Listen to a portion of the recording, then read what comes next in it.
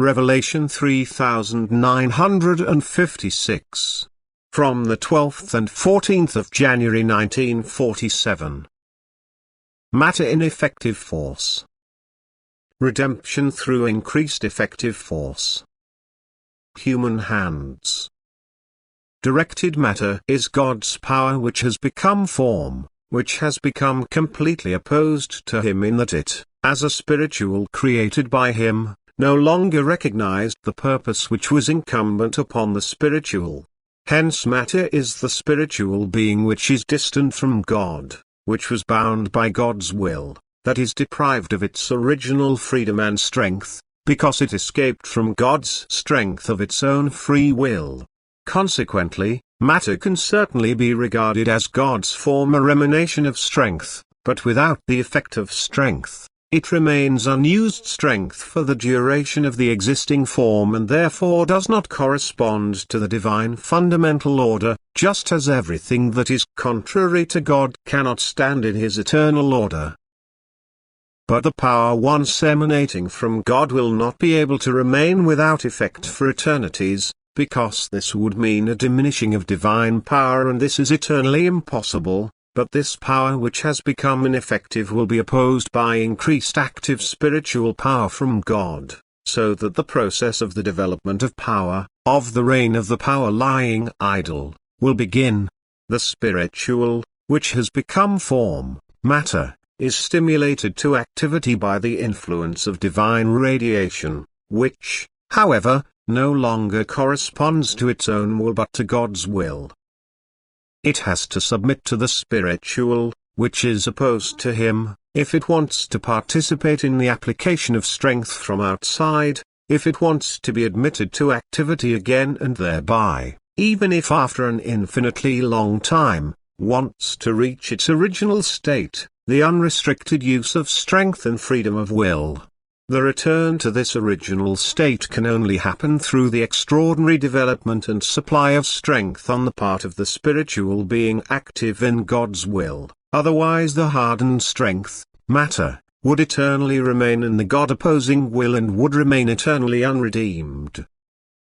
Love for the unredeemed must trigger an increased effect of strength and thereby cause the bound spiritual to give up its resistance to God.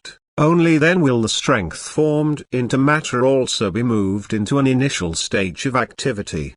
Increased counterforce acting on matter results in the power banished in it reviving, in it seeking to express itself, thus in a slight change being felt in matter itself through the life awakening in it.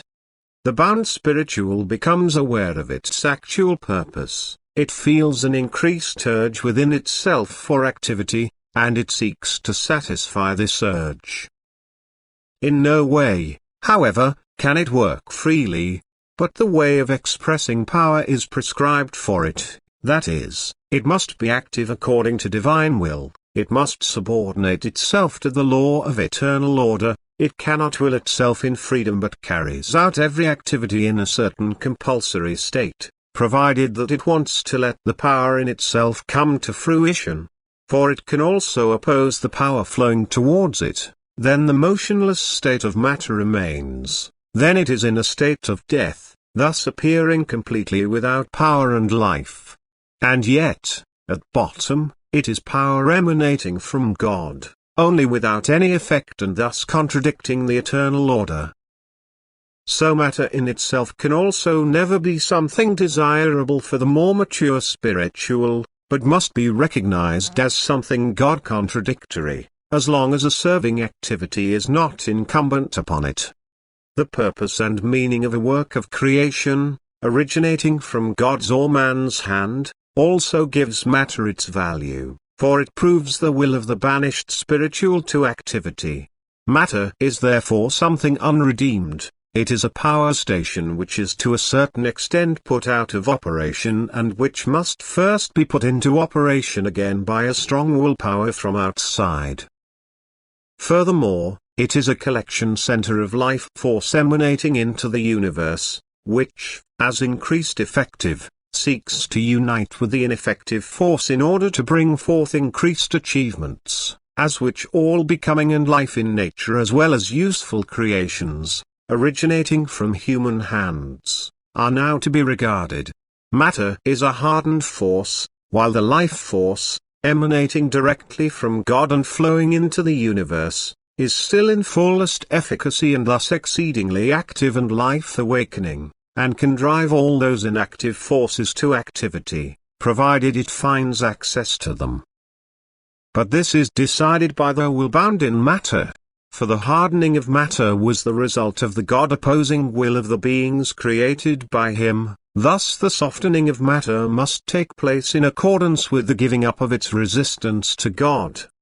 The beingness in matter would never give up its resistance of its own accord, but through the supply of strength, which carries divine will, a change of will can take place in the beingness bound in hardened matter, because it feels the benefit of effective strength, and this is an incentive for activity where its strength can come to fruition.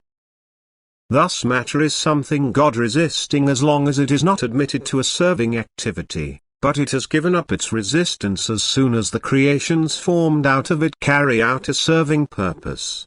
And from this it follows that man also contributes extraordinarily to the redemption of matter, as well as things come forth from his creative hand which are intended for the benefit of man and animal, as well as he assigns to matter a serving activity which gives the beingness bound in it the opportunity to free itself once and to escape from the form enveloping it, as soon as this has fulfilled its serving purpose, thus has become completely useless and awaits a new deformation.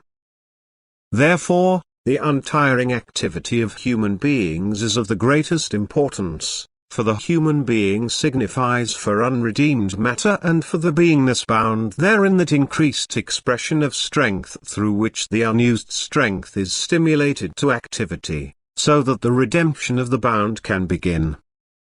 Amen.